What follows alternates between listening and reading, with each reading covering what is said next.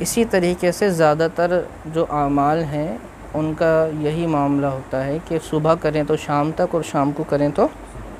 صبح تک وہ اثر کرتے ہیں۔ اسی طرح سے کچھ اعمال ایسے ہوتے ہیں کہ جو ہم احادیث مبارکہ میں بھی نہیں ہیں، یا تو بزرگان دین کے اقوال ہیں یا عملیات کی کتابوں وغیرہ میں ہیں، جیسے ترقی کے، روزگار میں برکت کے،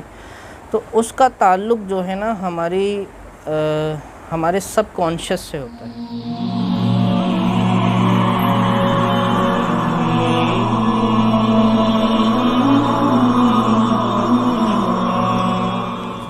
السلام علیکم حضرت، میرا سوال یہ ہے کہ جب انسان کوئی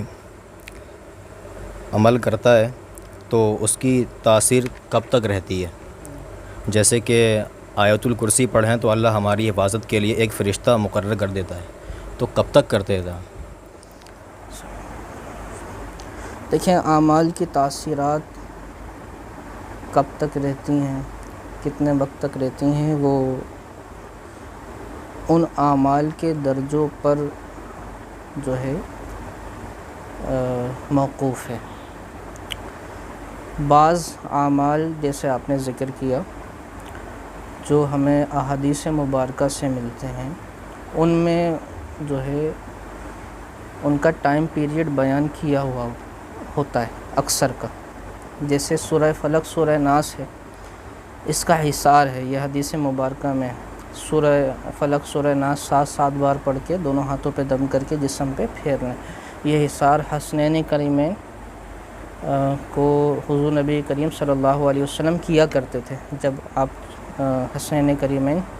چھوٹے تھے ان کے بچپن میں۔ تو اس کے حوالے سے اسی میں ذکر ہے کہ صبح کریں گے تو شام تک اور شام کو کریں گے تو صبح تک جو ہے یہ کام دے گا۔ اسی طریقے سے زیادہ تر جو اعمال ہیں ان کا یہی معاملہ ہوتا ہے کہ صبح کریں تو شام تک اور شام کو کریں تو صبح تک وہ اثر کرتے ہیں۔ اب وہ ایسے اعمال جن میں ذکر نہیں ہوئی، یعنی ٹائم کے حوالے سے کچھ بھی ذکر نہیں ہوا، جیسے دعا کی قبولیت کے کچھ اعمال ہوتے ہیں کہ اگر یہ اسماء پڑھ کے دعا کریں، جیسے یا سمیع کے بارے میں ہے کہ 100 بار پڑھ کے جو دعا کرے گا اللہ تعالیٰ اس کو قبول کر لے گا۔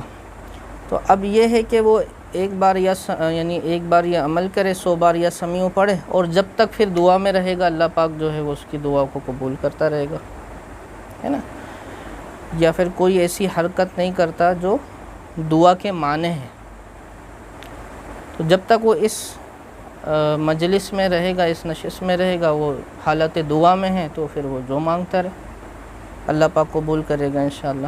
جیسے ہی وہ ایسا کوئی کام کرے گا جو دعا کے معنی ہے، ویسے ہی وہ اس کیفیت سے ہٹ جائے گا، پھر سے اس کو کرنا ہے تو پھر سے وہ 100 بار یا سمیع پڑھ لے۔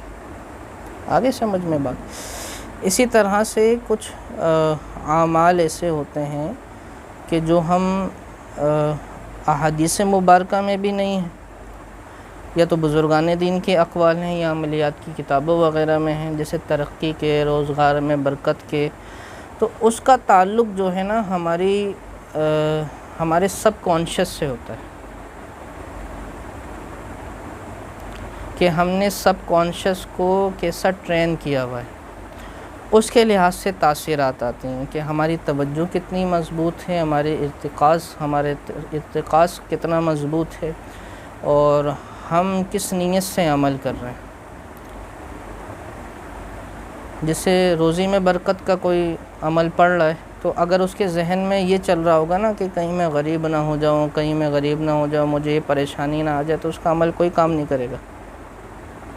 کیونکہ آپ نے سب کانشیس کو یہ ٹرین کیا ہوا ہے۔ آپ ایک بار وظیفہ پڑھنے تو سب کانشیس آپ کا 10 بار بول رہا ہے کہ تو غریب ہے، اور وہیں سے وہ ریزز، وہ انرجی نکلنی ہے جو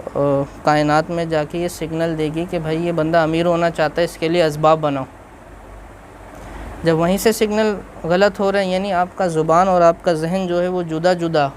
باتیں بول رہا ہے، تو کوئی فائدہ نہیں ہوگا۔ اب آپ نے ذہن اگر بنایا ہوا ہے کہ میں 10 سال تک امیر رہوں گا تو 10 سال تک تاثیر رہے گی اس کی، 20 سال کا بنایا 20 سال تک تاثیر رہے گی۔ یہ وہ راز ہیں جو عاملین خود اپنے لیے تو کر لیتے ہیں، عوام کو نہیں بتاتے۔ اور